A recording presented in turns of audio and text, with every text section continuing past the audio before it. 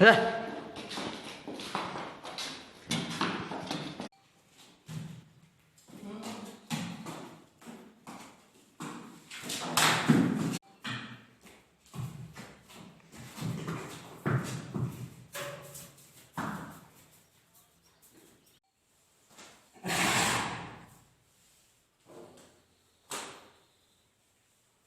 छाछरो जे ॻोठ उॾाणी में स्कूल केतिरनि ई सालनि खां तबाही जी वर चढ़ियल आहे ऐं हिते जा जेके ॿार आहिनि उहे स्कूल सुबुह जो अचनि था ऐं मोकल जे टाइम हलिया वञनि था, पर उस्ताद हिते केरु बि कोन्हे जेको हिननि खे पढ़ाए।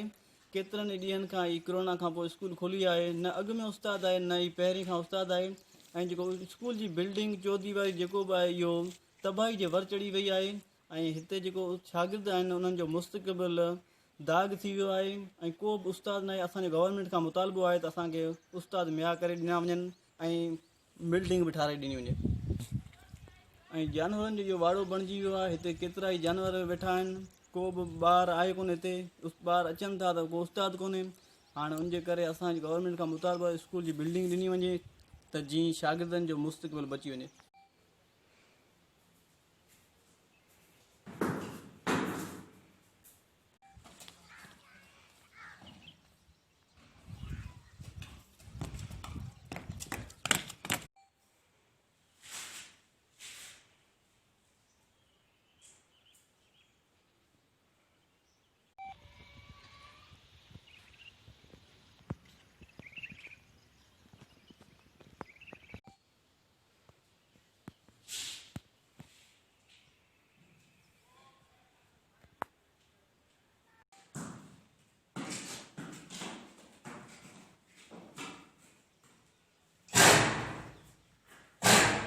ॻोठ उॾाणी जी गोड़ाणी पाड़ो स्कूल आहे जंहिंमें 10,000 असांजे ॻोठ जी आदमशुमारी आहे।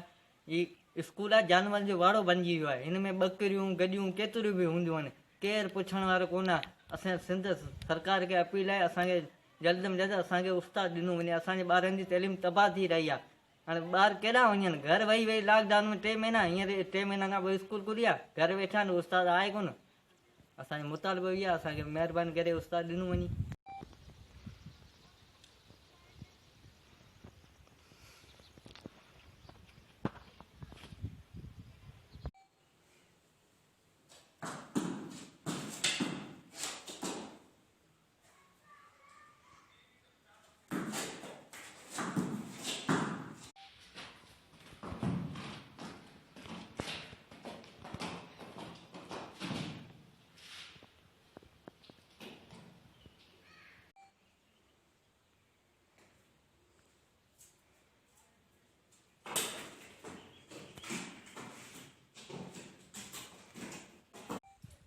कोड़ानी पाड़ो उडानी की स्कूल में जानवर घूम रहे हैं, बच्चों का मुस्तकबिल ख़राब हो रहा है।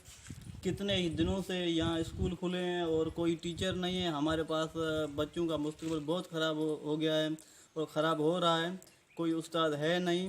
और ये जो बिल्डिंग है वो भी ज़ेर ज़बर हो गई है कितने ही सालों से। और हमारा मुतालबा गवर्नमेंट से है कि हमें उस्ताद दिया जाए ताकि हमारे बच्चों का मुस्तकबिल बच जाए और अच्छा निकले।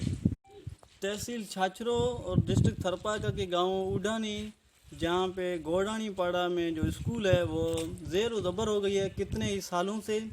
इसमें उस्ताद नहीं है, बच्चे सुबह आते हैं शाम को चले जाते हैं और कोई है नहीं। और यहाँ पे जानवर घूम रहे हैं सारा दिन और स्कूल की बिल्डिंग है वो ज़ेर ज़बर हो रही है। हमारा मुतालबा है गवर्नमेंट से, हमारे बच्चों का मुस्तकबिल का फ़ैसला है और आप अपने हाथ में है, इसीलिए हमें उस्ताद दें ताकि हमारे बच्चे पढ़कर कल अपने मुल्क का नाम रोशन करें।